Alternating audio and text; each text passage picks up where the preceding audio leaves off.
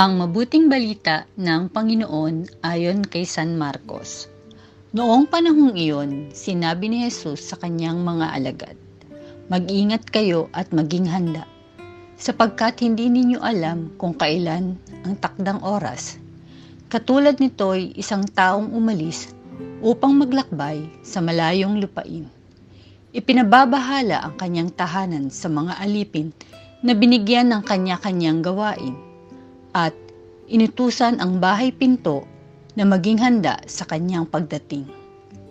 Gayon din naman, maging handa kayong lagi, sapagkat hindi ninyo alam kung kailan darating ang puno ng sambahayan, maaring sa pagdilim, sa hating gabi, sa madaling araw, o kaya'y sa umaga. Baka sa kanyang biglang pagdating ay maratnan kayong natutulog. Ang sinasabi ko sa inyo'y sinasabi ko sa lahat, maging handa kayo. Ang mabuting balita ng Panginoon.